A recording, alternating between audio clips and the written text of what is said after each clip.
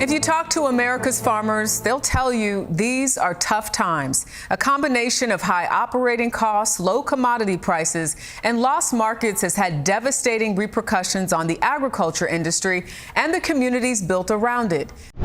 America never saw this coming. For years, U.S. farmers supplied wheat to Africa, earning billions and keeping rural communities alive. Washington believed the partnership was stable, predictable, and too important to fail. But everything changed when Africa made a bold move worth $4.9 billion, a wheat deal that completely cut the U.S. out of the picture. Almost overnight, American farmers saw their markets collapse. Prices dropped, storage bins overflowed. Small farms that were already struggling suddenly faced losses they couldn't recover from. Many say this is the biggest agricultural shock they've seen in decades. Meanwhile, Africa turned to new partners: Russia, China, and Brazil, countries offering cheaper prices, easier financing, and long-term grain security. And for the first time in history, the U.S. watched Africa build a food supply chain that didn't include America at all. Washington is frustrated, agricultural groups are panicking, and farmers are asking one question: why did Africa walk away from us? Today we break down how this $4.9 billion wheat deal was made, why Africa chose new partners, and how the United States ended up suffering massive losses. For decades, the United States believed its agricultural relationship with Africa was unshakable. American wheat flowed across the Atlantic, filling African markets, bakeries, food factories, and emergency grain reserves.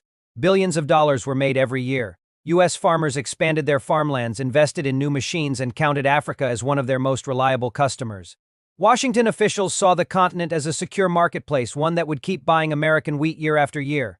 But what happened next shocked them all. Africa made a move that reshaped global agriculture. A wheat deal worth $4.9 billion, one that did not include the United States. Almost overnight, the system America depended on began to crumble. Farmers who once felt safe, protected, and confident suddenly found themselves stuck with overflowing grain, plummeting prices, and a market that had disappeared. The U.S. expected loyalty, but Africa made a decision driven not by politics, not by pressure, but by survival, economics, and strategy. To understand how America lost this $4.9 billion opportunity, we need to go back. For years, the United States exported millions of metric tons of wheat to African nations like Nigeria, Kenya, Egypt, Ethiopia, South Africa, Ghana, and Sudan. These countries depended heavily on wheat for bread, noodles, pasta, biscuits, and countless daily meals. African demand was strong and the U.S. supply was steady. Yet underneath the surface, there were cracks forming, cracks that most U.S. policymakers ignored. Africa had been complaining for years about the rising cost of American wheat. Prices fluctuated wildly because of U.S. inflation, fuel hikes, droughts, and Washington's ever-changing farm subsidies. Africa also struggled with long export times, strict trade conditions, and currency volatility. A bag of wheat that cost a government $100 last year suddenly cost $136 the next year. African economies simply couldn't sustain such unpredictable prices. But then came an even bigger blow: global competition. Russia, China, India, and Brazil stepped into the market offering wheat that was not just cheaper, but easier to buy. Russia in particular was selling wheat at prices American farmers simply could not compete with. Brazil offered flexible payment deals. China offered infrastructure for grain packages. India offered long-term supply guarantees. These offers weren't just competitive, they were irresistible. Africa looked at these deals and realized something: it no longer had to rely on the United States. So when the $4.9 billion wheat deal came to the table, Africa signed it immediately with partners outside the United States. And just like that, a major shift in global trade had begun. The United States was stunned. Farmers were devastated. Washington officials questioned how such a massive decision could happen without warning. But the warnings had always been there. America simply didn't listen. African leaders made it clear they would prioritize stability, affordability, and flexibility over tradition and loyalty. As the wheat deal went forward, the consequences in the United States became unavoidable. In states like Kansas, North Dakota, Montana, Oklahoma, and Washington, regions known as the U.S. Wheat Belt, farmers experienced some of their worst shocks in decades. Many had invested heavily in new planting seasons, expecting African demand to continue. They purchased fertilizers, seeds, irrigation equipment, and storage spaces based on market predictions that no longer made sense.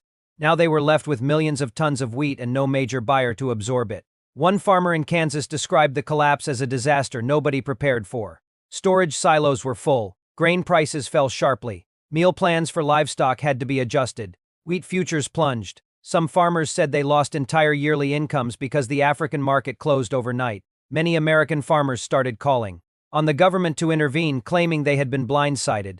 They expected Washington to renegotiate trade deals or offer subsidies to cushion the losses, but U.S. officials were caught off guard themselves. They had assumed Africa would remain dependent on American wheat forever, never imagining that a continent rising economically would one day choose its own path. But Africa had been preparing for this moment for years. African countries invested in local wheat farming, new irrigation systems, and modern grain processing units. Nations like Ethiopia, Kenya, Morocco, and Egypt began expanding domestic wheat production. Nigeria opened new flour mills. South Africa improved its storage systems. Zambia and Tanzania invested in new high-yield wheat varieties. Africa was no longer just buying wheat, it was slowly learning to grow more of its own. Still, the biggest factor that pushed Africa away from America was affordability. Russian wheat was significantly cheaper because Russia subsidized its farmers heavily and produced wheat at massive scale. Russia also offered discounted shipping rates and flexible long-term contracts. China offered deals where African nations could pay for wheat with minerals, infrastructure partnerships, or long-term development plans. Brazil entered the market aggressively by offering bundles that included wheat, corn, and soy at competitive prices. All of this made one thing clear. U.S. wheat was too expensive, too unstable, and too slow for Africa's growing population and food security needs. The $4.9 billion deal Africa signed was not just about price, it was about a new era of independence. Africa sought partners who treated it as an equal, not as a dependent market. The United States, on the other hand, often approached trade discussions with a sense of authority, expecting African nations to adapt to American policies. That era is over. Africa is now negotiating on its own terms. Back in the United States, frustration continued to grow. Some American politicians blamed foreign competitors. Some blamed Washington for not taking African partnerships seriously. Others blamed farmers themselves. But the truth is more complex. Global agriculture is changing, and the United States is no longer the only giant in the room. Africa's population is growing faster than any other continent. The need for food is increasing rapidly. Nations want affordable grain, guaranteed supplies, and strategic partnerships that last decades, not inconsistent deals that change with every U.S. election cycle. African countries want stability, sovereignty, and pricing that reflects their economies, not American inflation. The $4.9 billion wheat deal represented a breaking point. It showed the world that Africa is no longer a passive player in global markets. It is a decision maker, an emerging economic power, and a region capable of reshaping trade patterns. U.S. farmers might feel betrayed, but Africa simply did what was best for its people. This shift also highlighted something deeper. The world is becoming multipolar. The United States no longer controls global trade the way it once did. Countries like Russia, China, Brazil, and India are creating new trade corridors. Africa is building stronger ties with these nations through the BRICS alliance, new currency systems, and long-term food security projects. The U.S. is discovering that old alliances cannot be taken for granted. In the months following Africa's deal, the U.S. wheat market struggled to recover. Prices remained unstable. Farmers relied heavily on government subsidies to stay afloat. Some were forced to sell equipment, delay planting, or reduce the size of their farms. Agricultural banks reported an increase in loan defaults. Rural towns that depended on wheat exports felt the economic strain. But perhaps the biggest lesson was for Washington itself. Africa is no longer the market that waits for America's decision. It is a continent making its own decisions, and those decisions are sometimes worth billions. The emotional impact on American farmers cannot be ignored. Many say they felt forgotten. Others say they finally realized how vulnerable the U.S. agriculture system truly is. The Wheat Belt states have become symbols of how global trade can shift overnight, leaving entire communities struggling. Farmers who worked the same land their grandparents worked now face a future filled with economic uncertainty. Meanwhile, African markets continue to grow, diversify, and expand. Mills are processing wheat faster than ever. New storage facilities are being built. Infrastructure is improving. And African consumers who once depended entirely on foreign wheat are now benefiting from lower prices and more reliable supplies. This is not just a trade story, it is a story of global power shifting. Africa is rising. The United States is adjusting. The world is watching. The $4.9 billion wheat deal will be remembered as the moment Africa redrew the map of agricultural trade. It signaled that the continent will choose partners who respect its interests, offer fair prices, and provide stability. It reminded the United States that global dominance is not guaranteed, and it showed American farmers that even the strongest markets can disappear in a moment. But it also opened a new question. What happens next? Will the U.S. try to win Africa back with better prices, friendlier contracts, and long-term guarantees? Or will Africa continue moving toward new alliances and new economic systems that exclude the U.S.? One thing is certain, agriculture is becoming the new battlefield of global power. Wheat may seem simple, but it feeds nations, shapes economies, and determines alliances. Africa sent a message worth $4.9 billion and the world heard it. As we reach the end of this story, one thing becomes clear. This was never just about wheat. It was never just about trade statistics, economic charts, or diplomatic negotiations. It was about power, dignity, independence, and the shifting balance of global influence. It was about Africa choosing its own path, and it was about the United States learning that even the strongest relationships can change when the world changes around them. The $4.9 billion wheat deal was more than a business decision, it was a statement. A statement that Africa will no longer be defined as a market that waits for U.S. approval, nor as a region dependent on one supplier. It was a declaration that African nations now see themselves as equal players, capable of choosing what benefits their economies and their people, not what benefits the interests of foreign powers. And yet, behind this massive geopolitical shift, real people felt real consequences.